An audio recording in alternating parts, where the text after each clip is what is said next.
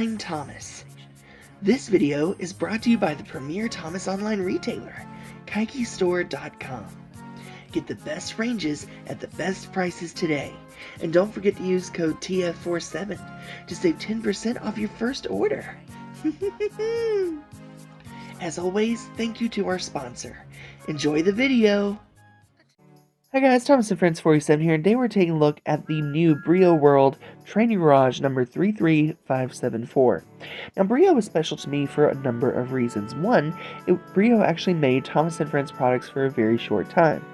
But also, I have special memories of BRIO from my local hobby shop. They had a green wooden railway table that looked like one of the BRIO freight cars, and it had BRIO engines and cars on it. And it had this beautiful Santa Fe engine, which I absolutely adored. But memories like that is what reminds me of BRIO when I think of BRIO. Looking at this though, after we've opened the box, you'll see that you have this beautiful pamphlet with that beautiful artwork on the front. And it just shows all of the BRIO items and just how many there are and just this world that you could create with these train sets. And that's one thing that I think Mattel has gotten, away from, and really they need to go back to, is because this is what made you want to collect every one of these items. Whether it be rolling stock, sheds, tunnels, bridges, whatever. This is what makes you want to collect those items and really add them to your world and make a bustling, busy railway.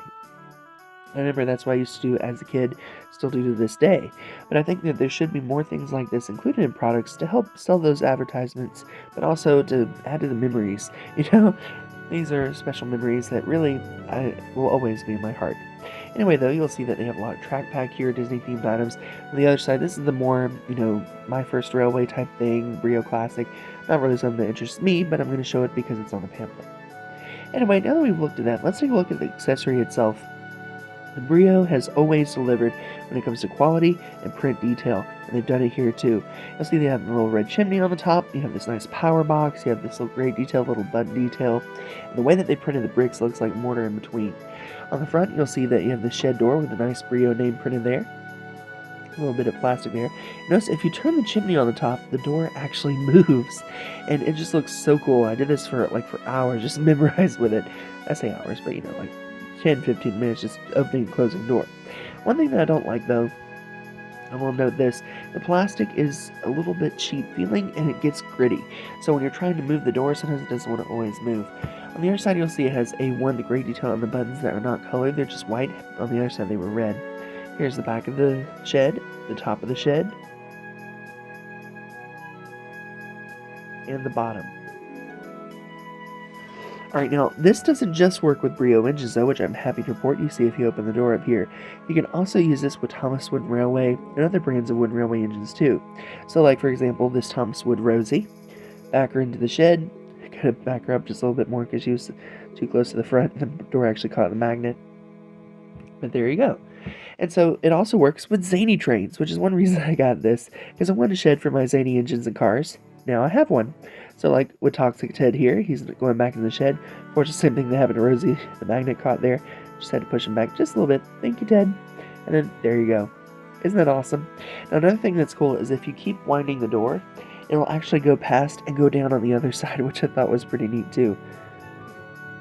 Alright, so all in all, what do I think of this model? Well, I'm a little bit torn. I like the details of it, and I think it's a really cool item. I think I paid $29 for it though, or $30, something like that. And I have to say, I don't like the cheap plastic door. I think they could have made that a little bit better. I'm not exactly sure how, but I don't like how cheap it feels. I think it's going to break very easily over time and crack, just because it's that type of plastic.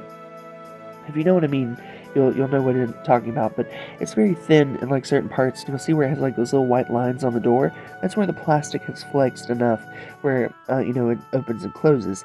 So I do believe that with continued use that may be a problem down the road, but right now I am happy with it. I think it looks good, and I do like having a standalone shed for my engines and cars. Anyway, that's my thoughts. Let me know what you think in the comments below, and I'll see you all again very soon. Bye for now.